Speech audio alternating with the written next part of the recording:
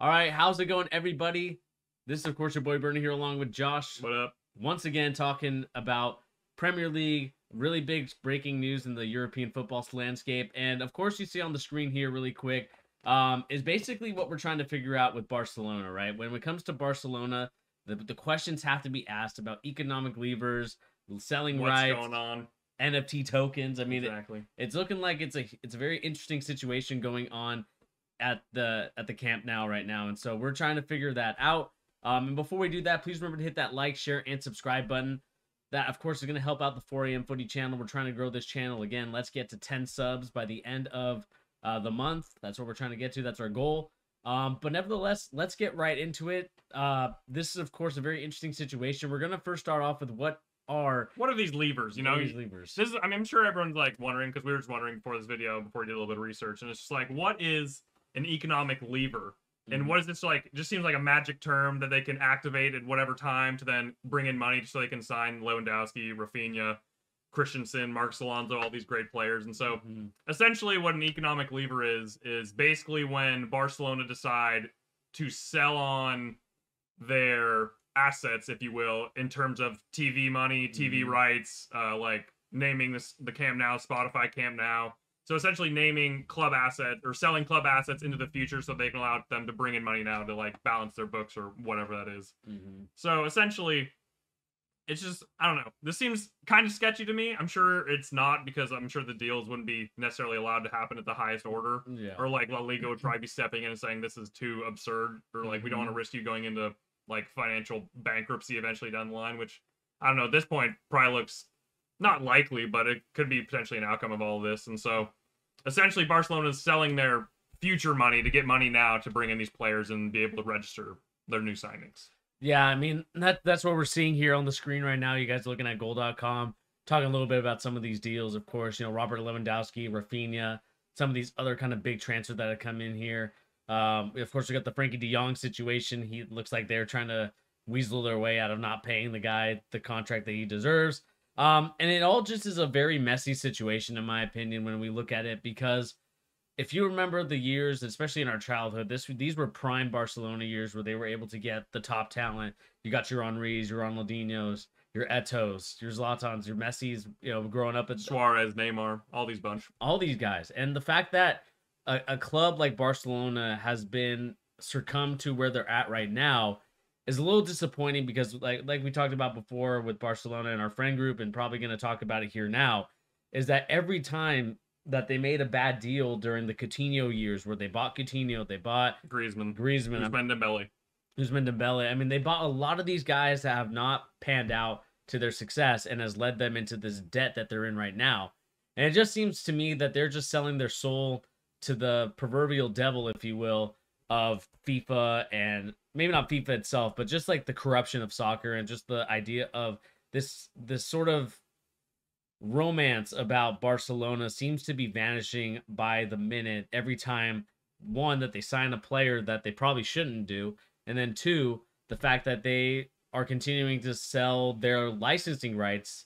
They're basically going to be selling everything about the club, and it is frustrating. Maybe not for us because obviously for the Premier League fans, you know, we're not in that type of financial situation, but it does suck for the people that love the game and love the romance of it and think about those past years with the Galacticos, with Barcelona, you know, Manchester United, Chelsea, all these clubs. It is frustrating to see that when Barcelona was once at its highest point, have now kind of fallen to this place where they can't even register players because of the La Liga situation.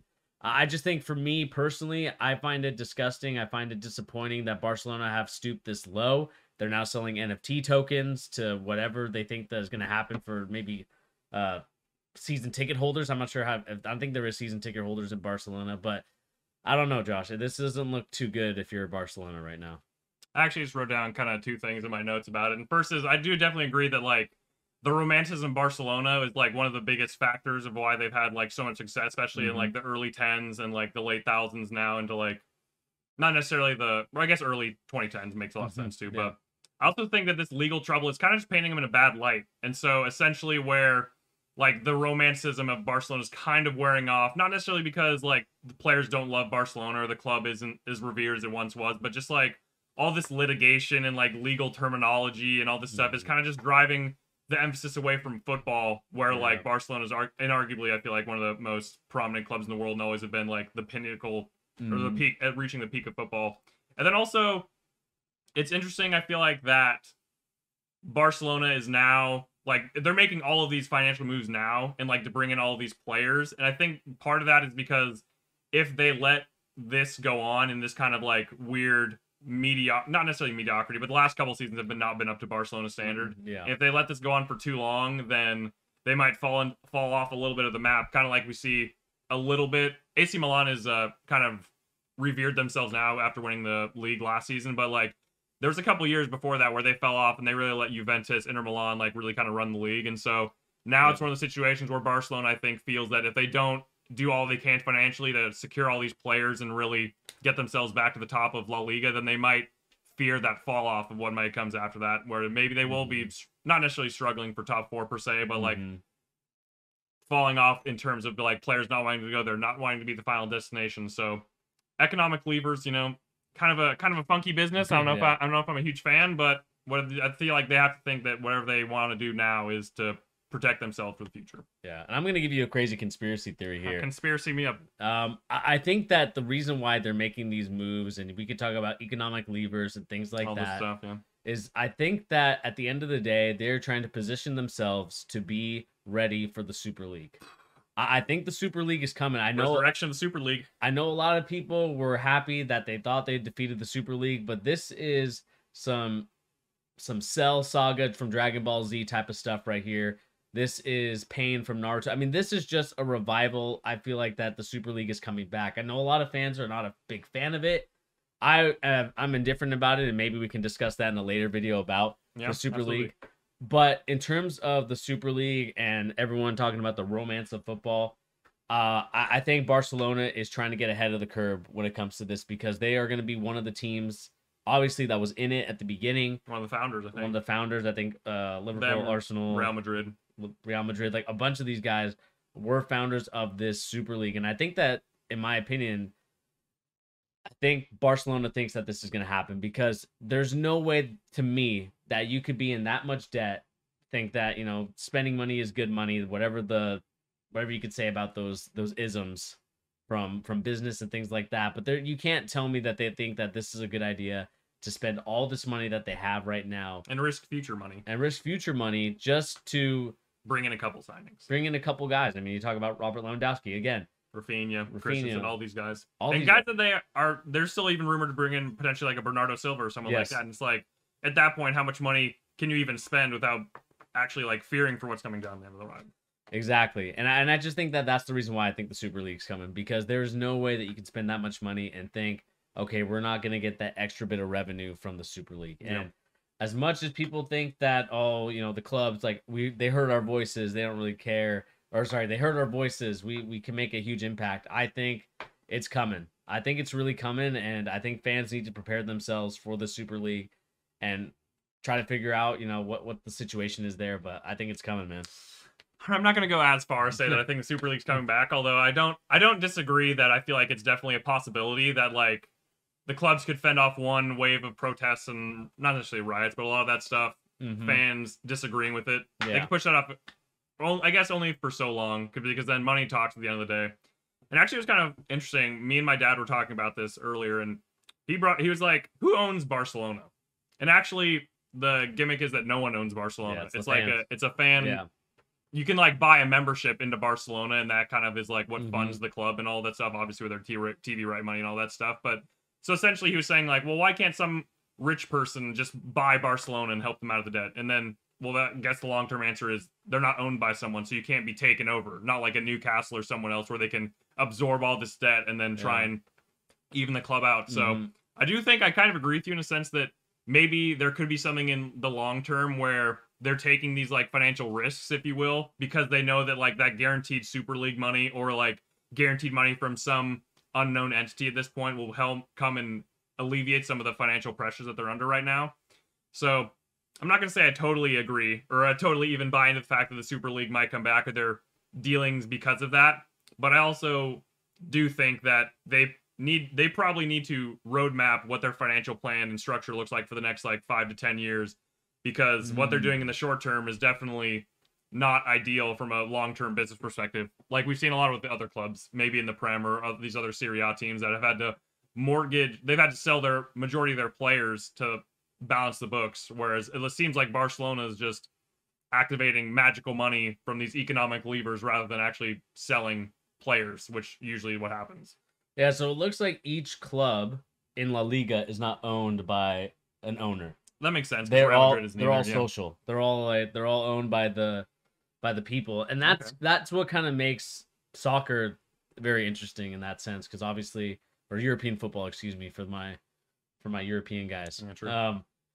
It makes it interesting because obviously, you know, here in the States we have owners for basically everything. Basically, the face of every franchise, pretty much, you can say. Face of every franchise. I mean, I even just did a video on Kevin Durant, just a little plug to the Charge channel. But at the same time, like if we think about it, that's what makes these clubs different. But it also is very interesting to me that because that's the reason why they vote in football directors at these clubs. Yeah, they have presidents, not necessarily sporting directors. Well, I guess they have sporting directors too, but they're presidents. Presidents, and then you get elected every time, reelected, or they go for re-election or whatever. Or they resign, forced resign, stuff like that. Yes. And so, to me, I think it's simple. I think Barcelona needs to think about some resignations, whatever it is, but maybe they like the idea of this, because I mean, this is really on the people. If we think about it, this isn't necessarily something where, you know, there's an owner and like he's the only one. It's not like where you can just get a magic influx of all your money to clear your debt. It has to be like really built up through years and years of selling players, selling your rights, stuff like that, to really get them back to where they the financial literacy. Yeah, and that's probably the reason why they had to do it as well, thinking about it, because fans are going to be asking where their money's going if they continue to buy these memberships and continue to put money into the club, yet nothing's happening in terms of winning Champions League, you know, winning La Liga. I mean, last year was just a pitiful shell of what Barcelona used to be, and it's a shame that it has come to this place when we thought about even just a couple years ago. Even 2013, 2014, or I guess like 2015, 16 with that Neymar, Messi, Suarez trifecta. Yeah, so it's a little disappointing to see that that's kind of where they're at, and this is where they're going. But I mean, I would not be surprised if the Super League does return and rear its ugly head back into the soccer graces, even though FIFA doesn't like that. I just think it's hard when money talks, like you said. Yeah, I will say that I think with Bartomeu, the former president, who's now basically excommunicated because of his basically the main reason was essentially that Messi left, and then all this is kind of like crumbled down after the fact with all this financial, and then now they have a new president, Laporta, who seemingly is doing all this stuff to bring Barcelona back at the top. So, and whether that's for the true grace of Barcelona or for the fact that he wants to just be potentially in a good position to get reelected in a couple years and trying to showing that he's doing all he can to get them back, is that's something we'll see. I will say then at that point that on the pitch, Barcelona look really good, obviously. Yeah. Bringing Lewandowski, re-signing Dembele, who's looked unbelievable this preseason. Like some of the goals he was scoring, especially against, I think it was Juventus in their American tour, was unreal. Pedri's still one of the best, or I guess not still, but one of the best young midfielders in Europe. You could say the best. Aubameyang, going to be interesting to see what happens there after bringing in Lewandowski. Maybe rumors going him to Chelsea or maybe back to the Premier League or something. But him on the score sheet, Frankie de Jong, amongst all this transfer rumors and stuff, he was class at their game this weekend as well, showing that he can still be a crucial part of that team if they end up keeping him. Yeah. So on the field, I think a lot of stuff for Barcelona looks good, and I've even seen people say that predict them to potentially have a good run in the Champions League, maybe even win the Champions League, which I'm not going to go that far. Wow. But I think that on the field, Xavi's doing a lot of stuff right.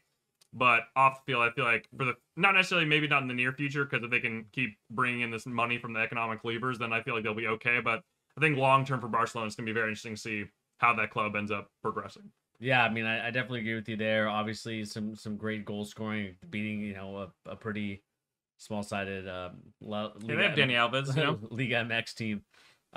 But you know, like you said, it's going to be interesting to see like when it happens, when they do go in La Liga, because of all the registered players the unregistered players that are not even registered yet, and Barcelona's trying to get a pass there. It's kind of funny to me that it seems like Real Madrid and both Barcelona seem to get away with their what seems to be registered player situation. I feel like there's times where like these clubs can miraculously get some guys registered to unregistered. It kind of goes to your point earlier about Pierre-Emerick Aubameyang. I know they're trying to get him off the books now that he took the pay cut before. Yep. Now he's on the full salary, so they're gonna definitely want to ship him out. Frankie De Jong. I mean, the Frankie De Jong thing is kind of wild. Yeah, getting they're basically suing. They're basically suing Frankie De Jong because their former contract, or like, I guess, like transfer strategy structure allowed them to basically. They're saying that there was malpractice involved, and it's kind of like you're gonna sue basically your own player because your past regime gave him an illegal contract. Like, it just doesn't really make any sense to me how a club can even get away with this. I mean, I feel like if a major Premier League club was doing this, the fans would just be going ballistic. And I'm sure the Barcelona fans are thinking this is kind of wild. And it's just, I don't know, it's just kind of mind-blowing. I honestly can't even, like, think of a reason or, like, how this would even, like, come about. Having their own, like, regime basically say that, actually, we can sue our own player instead of paying him the money that we've deferred from him because of COVID. So, I don't know, just a wild situation all around, really. Yeah, and what sucks is that, it's in good faith that Frankie De Jong did that kind of exactly, yeah, contract. Well, I don't know what you call it, just deferment of payment. Deferment of payment, just because of the financial crisis due to COVID, and the fact that you are now going to sue the guy for helping you out for everything that he done. I mean, that's kind of messed up in my opinion. I can't believe that. Totally agree. Any club could have the mitigated gall to even just think about. Yay, you helped us out. You scratched our back. Now we're gonna give you not even like scratch your back. It's just giving you what's rightfully yours. Like, it just doesn't really make any sense. Well, more so like Frankie De Jong scratched their back, so like he helped them out, and then all of a sudden he just gets kicked in the face and just gets kicked out of the curb. And so to me, that's a little frustrating from that perspective when you think about what he did for you, and now Frankie De Jong is gonna have to decide what his future is gonna be because, like you said. Man United. And to potentially get his move away, he's going to have to sacrifice even more of the money that he put away. So it's not even a situation where if he leaves, everything will be okay. Yeah. Like the club he's going to may end up paying that money, but there's no guarantees per se.